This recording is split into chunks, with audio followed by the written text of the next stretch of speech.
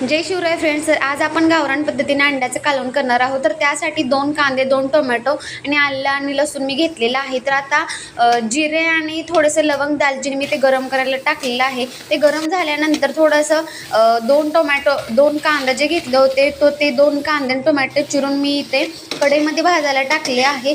तर थोडंसं खाली लागलेलं आहे, पण छान पद्धतीने असं भाजून झाल्यानंतर ते मिक्सरला वाटून घेण्यासाठी त्याच्यामध्ये थोडी कोथिंबीर ॲड केली आहे. कोथिंबीर वगैरे सर्व टाकून मसाला तयार आहे. आता मी थोडेसे धनेपूड आणि जिरेपूड पण त्याच्यामध्ये ॲड करून त्याच्यामध्ये भाजायला घेतलेला आहे. तर तेलात पहिल्यांदा हा सर्व बेसिक मसाला टाकून घ्यायचा आहे. त्याच्यानंतर मिक्सरला वाटून घेतलेला आहे तो मसाला ह्याच्यामध्ये घातलेला आहे आणि तो तेलात परतत आहे. तर छान पद्धतीने थोडा वेळ परतून झाल्यानंतर त्याच्यामध्ये आपल्याला चटणी आणि जे चवीप्रमाणे मीठ तुम्हाला ॲड करायचं आहे. तर मी ते 2 चमचे चटणी घातलेलं आहे. 2 माणसांच्या अनुसार मी तेवढं घातलेलं आहे. तर चटणी वगैरे टाकून झाल्यानंतर जे तुम्हाला धनेपूड, जिरेपूड, गरम मसाला काय टाकायचं असेल तुम्ही टाकू शकता. ते टाकून झाल्यानंतर थोडंसं पाणी टाकायचं आहे आणि पाण्यामध्ये छान पद्धतीने मसालाही भाजून निघतो. आणि पहिल्यांदा म्हणजे जास्त पाणी टाकण्यापेक्षा अगोदर तुम्ही थोडंसं पाणी टाका आणि ते भाजून झाल्यानंतर मग बाकीचं जे पाण्यात मसाला छानपैकी भाजल्यानंतर मग जास्त पाणी तुम्ही टाकू शकता जेवढं तुम्हाला पाहिजे आहे. आणि असं ते खळखळ उकळल्यानंतर त्याच्यामध्ये कोथिंबीर तुम्हाला ॲड करायची आहे. तर मी इथे अंडे वगैरे सोलून ठेवलेले आहेत. तर अंडे वगैरे सोलून घेतल्यानंतर ही अशी कोथिंबीर वगैरे ॲड करून झाल्यानंतर थोडीशी उकळी अजून फुटून द्यायची. त्यानंतर त्याच्यामध्ये तुम्हाला अंडे ॲड करायचे आहेत.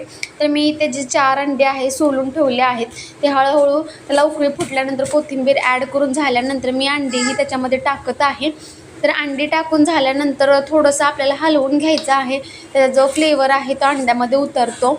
आणि थोडंसं ते अंडे वगैरे टाकून झाल्यानंतर आपल्याला थोडा वेळ उकळी टाकून घ्यायची आहे. तर तिकडे अंड्याचं कालवण रेडी आहे. त्याच्यानंतर मला आमलेट वगैरे करायचं होतं. त्याच्यासाठी मी इथे कांदा आणि टोमॅटो 2 चिरून घेतलेले आहेत.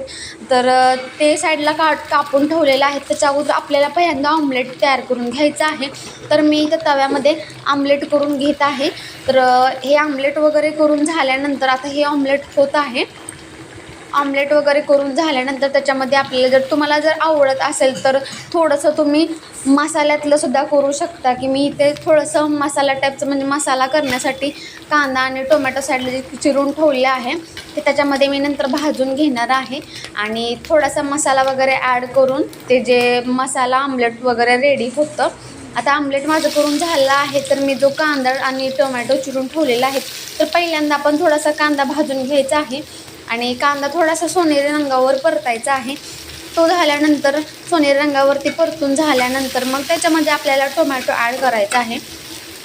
टोमॅटो ॲड झाल्यानंतर आपल्याला टोमॅटो जर तुम्हाला एकदम म्हणजे सुरुवातीला जर स्टार्टिंगला लवकर बारीक व्हावं वाटत असेल की लवकर स्मॅश एखादं टोमॅटो होत नाही तर लवकर स्मॅश होण्यासाठी तुम्ही त्याच्यामध्ये जर थोडंसं मीठ जरी ॲड केलं तर ते लवकर विरघळतं. म्हणजे टोमॅटो स्मॅश व्हायला लवकरात लवकर ते स्मॅश होतं. आणि त्याच्यानंतर मी त्याच्यामध्ये चटणी आणि धनेपूड टाकलेलं आहे. आणि त्याच्यानंतर मग ते चांगलं एकत्र असं वाटून घ्यायचं आहे. त्यानंतर मिक्स झाल्यानंतर मग त्याच्यावरती जे ऑमलेट बनवून घेतलं होतं अगोदर ते त्याच्यावरती टाकलं होतं. तर मी 2 ऑमलेट बनवून घेतले होते. त्याच्यामध्ये मी टाकलेलं आहे मसाल्यावरती आणि मसाल्यावरून नंतर हे स्प्रेड केलं आहे. तर ह्याच्यामध्ये हे चपातीसोबत खायला खूप छान लागते. तर अशा पद्धतीने आपलं हे अंडा थाळी तयार झालेली आहे. मसाला पोळी आणि हे अंड्याचं कालवण आहे तर खूपच टेस्टी झालं होतं. तर तुम्ही ते बघू शकता की टेक्स्चर वगैरे कसं आहे.